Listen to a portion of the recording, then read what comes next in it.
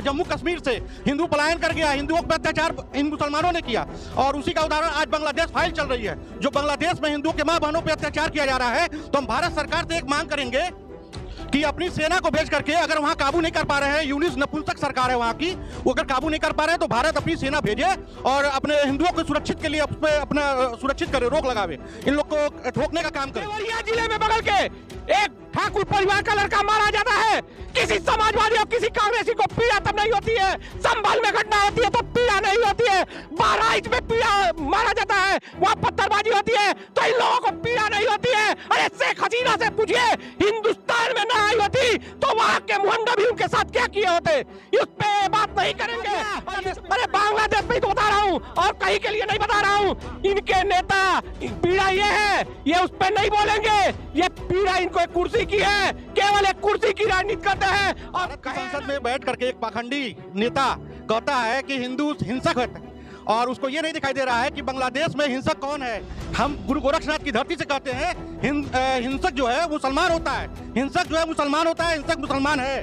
वो बहराइच में हम हिंदुओं के धार्मिक त्योहारों पे पत्थरबाजी करते हैं, हिंदुओं के ऊपर अत्याचार कर रहे हैं। आप उसका उदाहरण देख लीजिए, जम्मू कश्मीर से हिंदू पलायन कर गया, हिंदुओं पर अत्याचार। हमारा बहुत तगड़ा है, विदेश नीति ये तगड़ा है, लेकिन वहीं के प्रधानमंत्री को इन्होंने अपने भारत में शरण दिया है, लेकिन हिंदुओं के लिए नहीं बोले। सबसे बड़े हिंदू हितैषी बोलते हैं भाजपा वाले, लेकिन अभी तक एक भी बार इन्होंने बांग्लादेश के मुद्दे पे कुछ नहीं बोला है। अरे जब पाकिस्तान बनाने वाला ही आप ही की सरकार थी, कांग्रेस सरकार ही पाकिस्तान बनाना था। आप भूल जाते हैं कि 2 टुकड़ा करे या 4 टुकड़ा करे, लेकिन पाकिस्तान बनाने वाला आप ही की सरकार थी। और दूसरी चीज की राहुल गांधी जैसे व्यक्ति इस देश में रहना सबसे बड़ी शर्म की बात है कि जो व्यक्ति फिलिस्तीन पर, गाजा पर जाके और उन पे ट्वीट करता है कि इन पे गलतियां हो रही हैं, इनके साथ अन्याय हो रहा है, वो व्यक्ति कभी यह नहीं बोला कि वहाँ के बांग्लादेश में 1 करोड़ 31 लाख हिंदुओं के साथ इतना बड़ा अन्याय हो रहा है। एक बार रोजगार की नहीं बात करते हैं लोग, महंगाई पे बात नहीं करते हैं लोग, नौकरी की बात नहीं करते हैं। आज स्थिति ये आ गई है मोदी जी के आने पे, सिर्फ हिंदू हिंदू, मुस्लिम मुस्लिम, सिर्फ यही दंगा ही हो रहा है। इनका अगर आप पप्पू का मतलब नहीं बता पाएंगे तो मैं जान जाऊंगा कि आप पप्पू हैं असली। आप मुंह से कुछ भी कह सकते हैं, देश कह रहा है, जनता कह रही है, मूर्खता का एक बहुत बड़ा द्योतक है वो। इन्हीं से बातचीत करेंगे। जिस तरह से बांग्लादेश पर हिंदुओं पर अत्याचार हो रहा है, इसको आप कैसे देखते हैं? सरकार को क्या नसीहत देना चाहते हैं, सरकार से क्या कहना चाहते हैं, और बांग्लादेश के जो सरकार है उससे आप क्या कहना चाहते हैं? देखिए, आज बांग्लादेश में जो अत्याचार हो रहा है हिंदुओं पर, उस पर हम कहेंगे, भारत की संसद में बैठ करके एक पाखंडी नेता कहता है कि हिंदू हिंसक है, और उसको ये नहीं दिखाई दे रहा है कि बांग्लादेश में हिंसक कौन है। हम गुरु गोरक्षनाथ की धरती से कहते हैं हिंसक जो है मुसलमान होता है, हिंसक जो है मुसलमान होता है, हिंसक मुसलमान है। वो बहराइच में हम हिंदुओं के धार्मिक त्योहारों पे पत्थरबाजी करते हैं, हिंदुओं के ऊपर अत्याचार कर रहे हैं। आप उसका उदाहरण देख लीजिए, जम्मू कश्मीर से हिंदू पलायन कर गया, हिंदुओं पर अत्याचार इन मुसलमानों ने किया। और उसी का उदाहरण आज बांग्लादेश फाइल चल रही है। जो बांग्लादेश में हिंदुओं के मां बहनों पर अत्याचार किया जा रहा है, तो हम भारत सरकार से एक मांग करेंगे कि अपनी सेना को भेज करके, अगर वहां काबू नहीं कर पा रहे हैं, यूनिस नपुंसक सरकार है वहां की, वो अगर काबू नहीं कर पा रहे हैं तो भारत अपनी सेना भेजे और अपने हिंदुओं को सुरक्षित के लिए अपना सुरक्षित करे, रोक लगावे, इन लोग को ठोकने का काम करे। ये पाखंडी नेता कौन है? पाखंडी नेता राहुल गांधी है, जो संसद में बैठ करके कहते हैं हिंदू हिंसक है, जबकि उनको ये नहीं दिखाई दे रहा है कि हिंसक कौन है। हिंसक मैं गुरु गोरक्षनाथ की धरती से कहता हूँ, फिर से एक बार बोल दे रहा हूँ, हिंसक मुसलमान है, मुसलमान है, मुसलमान है। वो पूरे देश में नहीं, पूरे विश्व में सुनिए, विपक्ष कह रहा है हिंदू हृदय सम्राट मोदी जी क्या कर रहे हैं? मोदी जी के लिए मैं आग्रह करूंगा, निवेदन करूंगा कि भारत की धरती से ही कड़ा से कड़ा कठोरतम अपना वो संदेश भेजे, और नहीं तो एक काम करे, अपनी सेना भेज करके वहां पे इन जिहादियों को, इन मुसलमानों को उसी भाषा में जवाब दे जिस भाषा में यहाँ जम्मू कश्मीर में भारत की सरकार आतंकवादियों के साथ करती है। इतना कुछ कहा आपने सुना होगा, पाखंडी राहुल गांधी को इन्होंने बना दिया, और जो कुछ कहा है आपने तो सुना ही। ये शुरुआत ही झूठ बोल के किए हैं। सबसे पहले बोले हैं कि बहराइच में जो त्यौहार था उसमें मुसलमानों ने पत्थर फेंका था। ये देखिए, हिंदू होने के बाद भी एक गलत भ्रम फैला रहे हैं समाज में। सबसे पहले जो अपने हिंदू समुदाय का जो लड़का था, वो जाके मुस्लिम समुदाय के घर का झंडा उखाड़ के फेंका था। ठीक है, सबसे पहले देखिए बीच में जलूस जब उस रास्ते से गुजर रही थी तो मुसलमानों ने क्या हुआ, सबसे पहले भगवा झंडे को फाड़ करके उठाकर फेंक दिया। इन्होंने सच्चाई को देखा ही नहीं, पूरी सच्चाई देखते तो याद नहीं बोलते। ये देखिए, बीच में नहीं बोला जाता भैया, सबको मौका मिलेगा। ठीक है, और रही बात पाखंडी की बात कर रहे हैं, ठीक है, बांग्लादेश के मुद्दे पर सबसे पहले बता दें विदेश नीति की लगातार ये लोग चिल्लाते रहते विदेश नीति हमारा बहुत तगड़ा है, विदेश नीति ये तगड़ा है, लेकिन वहीं के प्रधानमंत्री को इन्होंने अपने भारत में शरण दिया है, लेकिन हिंदुओं के लिए नहीं बोले। सबसे बड़े हिंदू हितैषी बोलते हैं भाजपा वाले, लेकिन अभी तक एक भी बार इन्होंने बांग्लादेश के मुद्दे पे कुछ नहीं बोला। इंदिरा गांधी जी का था जिन्होंने पाकिस्तान का 2 टुकड़ा कर दिया था। ये लोग तो कहने के लिए 56 इंच कर रहे हैं। अरे हिम्मत है तो बांग्लादेश पे बोल के दिखाइए हिंदुओं के साथ गलत हो रहा है। सबसे पहले मैं बता दूं कि 56 इंच का सीना किसका है वो सबको दिखा था। जब पाकिस्तान बनाने वाला ही आप ही की सरकार थी, कांग्रेस सरकार ही पाकिस्तान बनाया था। ये आप भूल जाते हैं कि 2 टुकड़ा करे या 4 टुकड़ा करे, लेकिन पाकिस्तान बनाने वाला आप ही की सरकार थी। और दूसरी चीज की राहुल गांधी जैसे व्यक्ति इस देश में रहना सबसे बड़ी शर्म की बात है कि जो व्यक्ति फिलिस्तीन पर, गाजा पर जाके और उन पर ट्वीट करता है कि इन पे गलतियां हो रही हैं, इनके साथ अन्याय हो रहा है, वो व्यक्ति कभी यह नहीं बोला कि वहाँ के बांग्लादेश में 1 करोड़ 31 लाख हिंदुओं के साथ इतना बड़ा अन्याय हो रहा है। एक बार कभी किसी ने उन्हें आवाज नहीं। एक बात देखिए, हमारे देश की बहुत दुर्भाग्य है कि राहुल गांधी जैसा नेता को लोग इस तरह की बात कर रहे हैं। ये हमारा दुर्भाग्य है।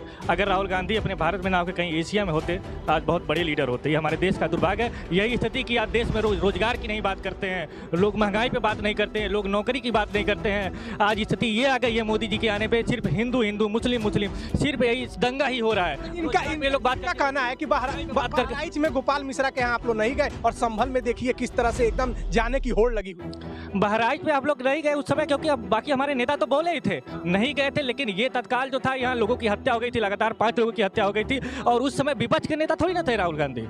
ठीक है, बांग्लादेश के मुद्दे पर क्या करना चाहिए सरकार? बांग्लादेश पे विपक्ष का क्या है कि विपक्ष का रोल यही है कि जो देखिए, पहले तो पक्ष वाले का रोल होना चाहिए कि जो भी पक्ष वाले जाए तुरंत इस पे तत्काल एक्शन ले। आप विदेश नीति की डिंग हाँकते थे हमेशा, विदेश नीति हमारा कहना है कि जब पाकिस्तान ने बांग्लादेश पे अत्याचार किया, कत्लेआम किया और गटई पकड़ के मरोड़ रहे थे, उस समय इंदिरा गांधी ने अपने ताकत का इस्तेमाल किया और पाकिस्तान को 2 टुकड़ों में बांट दिया और पूर्वी पाकिस्तान बना दिया बांग्लादेश। और आज बांग्लादेश के जो मुसलमान है, मतलब कि वहाँ आंदोलन भी मुसलमान कर रहा है, मुसलमान पे आंदोलन हो रहा है, और जो सत्ता में बैठे हैं वो भी मुसलमान है, और हिंदुओं पर अत्याचार हो रहा है। और आपकी पार्टी जो हिंदू हृदय सम्राट नरेंद्र मोदी जी कहे जाते हैं, और इनका कहना है कि देखिए कुछ ये अपने परंपराओं का आज भी निर्वहन कर रहे हैं। बांग्लादेश और पाकिस्तान भारत का एक हिस्सा था और उन्होंने बांट करके अलग किया, और आज जोड़ तोड़ की राजनीति में एक पक्ष को उन्होंने कहा कि राहुल गांधी को इस देश का सौभाग्य है, दुर्भाग्य है। सौभाग्य कहा उन्होंने, मैं कहा राहुल गांधी के पूरे परिजन विरासत की राजनीति है, वो अपनी राजनीति नहीं संभाल पाए और विपक्ष में ये भारत का बहुत बड़ा दुर्भाग्य है कि इस तरह का नेता हमेशा विपक्ष में उछलता रहा, कुछ कर नहीं पाया। इसलिए आज पप्पू के नाम से लोग जान रहे हैं। ये देश की बहुत बड़ी विडंबना है। और इंदिरा गांधी की बात इन्होंने कही। पप्पू का मतलब एक बार भैया से बोलिए डिटेल में, एक बार पप्पू का मतलब बता दें। पप्पू का भी मतलब आप जान गए होंगे। मैं नहीं जानता हूँ, आप समझा दीजिए। बहुत अच्छी बात समझा दीजिए। जैसे अगर आप पप्पू का मतलब नहीं बता पाएंगे तो मैं जान जाऊंगा कि आप पप्पू हैं असली। आप मुंह से कुछ भी कह सकते हैं। देश कह रहा है, जनता कह रही है, मूर्खता का एक बहुत बड़ा द्योतक है वो। हमारी बात आपकी सुन लीजिए। का बहुत बड़ा द्योतक है, जो अपने शब्दों का अर्थ नहीं जान पाया, और अर्थ बताने के लिए आपको इस पंथ पार्क में खड़ा कर दिया गया है। आप इस चीज का वर्णन कर दीजिए, मैं बता दूंगा। बांग्लादेश पे जो अपने बातों का अर्थ नहीं जिसको मालूम है और आपको खड़ा कर दिया है। बांग्लादेश पे क्या कहें? बांग्लादेश का बहुत बड़ा दुर्भाग्य है, और हमेशा पड़ोसी देश का एक दूसरा पड़ोसी देश सहयोग किया है। वहाँ की प्रधानमंत्री राष्ट्रपति जो भी थी आई, उन्होंने सहयोग किया। हर पड़ोसी देश का मतलब होता है कि एक पड़ोसी देश का सहयोग करना, लेकिन यहाँ के तुच्छ राजनीति करने वाले जो छोटी छोटी पार्टियां हैं, जो देश को बांटने का काम किए हैं, यही के लोगों को भड़का रही हैं, संबल पर चिल्ला रही हैं, बहराइच पर नहीं बोलेंगी, मुजफ्फरनगर दंगा नहीं देखेंगी, यहाँ बरगड़ा करके सबको यहाँ बिखर दे रही हैं। दीपक जी, बांग्लादेश पे लगातार हिंदुओं पर अत्याचार हो रहा है, और आपकी सरकार कहती है हम हिंदू हृदय सम्राट और देश की 5वीं अर्थव्यवस्था, और मोदी जी तो रसिया और यूक्रेन का युद्ध रुकवा देते हैं, ऐसा विपक्ष का कहना है। और वहाँ लगातार जिनके घर लोग मारे जा रहे हैं हिंदू, उनका परिवार आशा भरी निगाह से भारत की तरफ देख रहा है, तो आपका क्या कहना है? पहले तो आप सारे सम्मानित मीडिया बंधुओं को बधाई दे दूं कि आपने इस इतने अच्छे मुद्दे को उठाया। अब कहने की जरूरत नहीं है, ये बताने और दिखाने की जरूरत है। आज भारत को पूरा विश्व लोहा मानता है और नतमस्तक होता है जिस प्रधानमंत्री के आगे, वो नाम है केवल नरेंद्र मोदी। और ये कांग्रेस के लोग यहीं पे देवरिया जिले में बगल के एक ठाकुर परिवार का लड़का मारा जाता है, किसी समाजवादी और किसी कांग्रेसी को पीड़ा तब नहीं होती है, संभल में घटना होती है तो पीड़ा नहीं होती है, बहराइच में पीड़ा मारा जाता है, वहाँ पत्थरबाजी होती है तो इन लोगों को पीड़ा नहीं होती है। अरे शेख हसीना से पूछिए, हिंदुस्तान में ना आई होती तो वहाँ के मुहंगा भी उनके साथ क्या किए होते, इस पे बात नहीं करेंगे। और ये जो कह रहे हैं अगर गोधरा कांड हो गया है तो गोरखपुर से ही ये सम्मानित जनता जनार्दन जगेगी, और बंगाल और चाहे वो बांग्लादेश हो वहाँ के भी मुस्लिमों को ना को चना चबाना पड़ेगा। कब जगेगी जब 60-70 हजार लोग बताइए ना, यही लोग कश्मीर के लाल चौक से पत्थर फेंकवाने का काम करते हैं। है माई के लाल में दम तो आप पत्थर फेंक के दिखाए सरकार क्या? अरे हमारी सरकार अगर इनको और इनके नेताओं को सही रास्ता ना दिखा दिया, अरे बांग्लादेश में तो बता रहा हूँ और कहीं के लिए नहीं बता रहा हूँ, इनके नेता पीड़ा ये है, ये उस पर नहीं बोलेंगे, ये पीड़ा इनको एक कुर्सी की है, केवल एक कुर्सी की राजनीति करते हैं। और कहे है ना अभी थोड़ी देर पहले कि राहुल गांधी जैसा नेता, अरे विरासत में तो कुछ भी मिल सकता है, जमीन पे चल के अगर दिखाए तो राजनीति होती है। वो राजनीति योगी आदित्यनाथ जी से सीखी है। जिस कुर्सी की ये बात कर रहे हैं हमारे बड़े भाई, उस कुर्सी को राहुल गांधी ने 10 साल के लिए त्याग चुका है। अगर कुर्सी इतनी प्यारी होती तो शायद मनमोहन सिंह प्रधानमंत्री देश के नहीं होते, राहुल गांधी हो चुके होते हैं। ठीक है, और रही बात इन्होंने बोल रहा है कि देवरिया में हत्या हुई या यहाँ दंगा हुआ, तो खुद ही ये भारतीय जनता पार्टी वाले खुद ही मीडिया के सामने बोल दिए कि ये कानून व्यवस्था कितना ध्वस्त है। जो बोलते थे कि प्रदेश पूरे भारत में इस प्रदेश का कानून व्यवस्था, देखिए ये लोग बीच में नहीं बोलते, देखिए बीच आप लोग को बार बार कहते बीच में सबको मौका मिलेगा भैया, लेकिन एक लाइन से गिना दिए कि देवरिया में 1 हत्या हुई, उसके बाद 2 हत्या हुई, फिर संभल में हुई, फिर बहराइच का। इन्होंने खुद ही बोल दिया मीडिया के सामने कि उत्तर प्रदेश का कानून व्यवस्था एकदम ध्वस्त है। कानून व्यवस्था इतना ध्वस्त है कि उत्तर प्रदेश पीसीएस का पेपर ये लोग नहीं करा पा रहे हैं। ठीक है, एक डेट पे डेट दे रहे हैं, एक पाली में करा भी नहीं पा रहे हैं। इवन ये छोड़िए, उत्तर प्रदेश पुलिस परीक्षा पेपर भी एक बार कराने के बाद निरस्त करा दिए ये लोग। तो सोचिए कानून व्यवस्था कितना खराब है उत्तर प्रदेश का, सिर्फ जंगल राज है उत्तर प्रदेश में। इतना अच्छा प्रमाण आपको नहीं मिलेगा, पोस्टर बैनर दीवारों पर आकाश में आंख उठाकर देखें तभी दिखेगा कि पुलिस की परीक्षा निरस्त होने के बाद इतना स्वच्छ साफ परीक्षाएं हुई हैं। परीक्षार्थी निःशुल्क भाड़े में रोडवेज की बसों से जाकर परीक्षा दिए हैं, पारदर्शी रिजल्ट आया है, पारदर्शी रिजल्ट आया है। आंख बंद करके भी अगर आकाश में मुड़ ऊपर करके देखेंगे तो उसकी पारदर्शिता आपके दिलों में आएगी। कहना है एक देश एक चुनाव की आप लोग बात करते हैं और पीसीएस के पेपर लड़के आंदोलन करने लगे। एक जो पीसीएस का पेपर आप 2 शिफ्ट में कराने जा रहे हैं। एकदम सही इन्होंने कहा, पीसीएस की पेपर वो गवर्नमेंट की बात है कर रही है। इनके समय में हम लोग उसी समय के प्रोडक्ट हैं इस विश्वविद्यालय के ही। कितनी परीक्षाएं हम लोग दिए, ये दिल समझता है, जानता है। भर्तियां नहीं निकली, भर्तियां जो निकलती थी 3-3 बार लिस्ट, चुनार में हम लोग गए, हम लोगों की लिस्ट निकली और तुरंत हेलीकॉप्टर आया, तुरंत लिस्ट हम लोगों की फाड़ करके नई लिस्ट लग गई।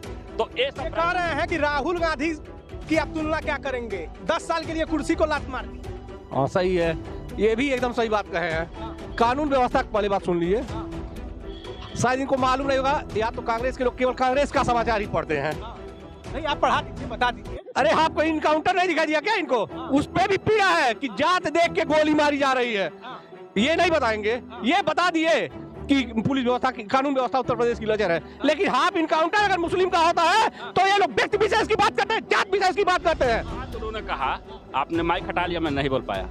पूरे राजनीति से ही वो किनारे हो गई थी। सोनिया गांधी का बयान आया था राजनीति से कोई मतलब नहीं है स्टार्टिंग में, उसके बाद राजनीति की कुर्सी, राजनीति की सुख है, साल भर वो झेल नहीं पाए लोग और फिर उस चीज को बटोरना शुरू किए। अरे क्या वो कहते हैं लोग कि क्या वर्षा जब किसी सुखाने जब सब खत्म कर दिए, आपने बयान दे दिया, उस चीज को फिर बटोरना शुरू किए। इसका कहना है कि सुन लीजिए, बटेंगे तो कटेंगे आपने नारा दिया था और बेचारे शिंदे जी और अजीत पवार आपके साथ बटे नहीं, और उनका कहना है कि उनकी सीटें कट गई। हिंदू होने के बाद भी बटे नहीं, एक साथ रहे। लेकिन ये लोग देखिए बस कहते हैं बटेंगे तो कटोगे, लेकिन ये लोग काटते हैं हिंदुओं को ही। सबका वक्त आएगा, सब धीरे धीरे कटेंगे, एक एक लोग को काटा जाएगा भाजपा सरकार में, किसी को बख्शा दीजिए। कैसा काटने का मतलब यह है कि जैसे पहले ये लोग हिंदू हिंदू कहेंगे, उसके बाद नारा देंगे बड़ा बड़ा, जो बटेगा कटेगा।